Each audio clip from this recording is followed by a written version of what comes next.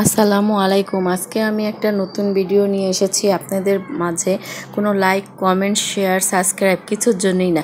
2 সতীনের ছোট সতীন আখির ছেলে আয়েশের জন্য। আখি এখন কর্মজীবনে ব্যস্ত হয়ে পড়েছে, কারণ তার সংসার থেকে ঝগড়া করে চলে এসেছে।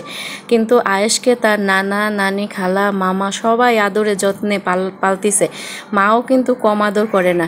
কিন্তু তারপরও সারাদিন কর্মব্যস্ততার পরে কিন্তু একজনের মুখে খুঁজে বাচ্চাটা, সে হলো তার বাবা। বাবার আদর সারাদিন কর্মব্যস্ততার পরেও বাবা যখন বাসায় এসে বাচ্চাকে কোলে নেয়, বাচ্চা তখন কি খুশি হাসিতে থাকে। বাচ্চারও মনটা শান্তি হয়, বাবারও প্রাণটা শান্তি হয়। কিন্তু আখির ছেলেটা এখন কার মুখ খুঁজবে, কাকে পাবে তার বাবার আদরের জন্য? তার বাবার কাছে যাওয়ার জন্য ছটফট করতেছে। একটা বাচ্চাকে বাবা ছাড়াও যেমন পালা অসম্ভব, একটা মা ছাড়াও পালা অসম্ভব। তাই আখির কাছে অনুরোধ, তুমি ঝগড়া ঝামেলা না করে মীমাংসায় চলে যাও। পরিবারের সমস্যা সমাধান করে আগের মতো মিলেমিশে বাচ্চাটা সহকারে তার স্বামী সন্তানের সংসারে চলে যায়।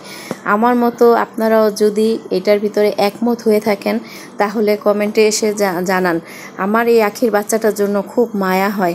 মায়া হয় বলতে আমরা তো আর পারবো না ওনাদের সমস্যা সমাধান করার জন্য। আখি যেন নিজে এই সমস্যার সমাধানটা করে নেয়। আর সবার দোয়া রইল আখির প্রতি, তার ফ্যামিলির প্রতি।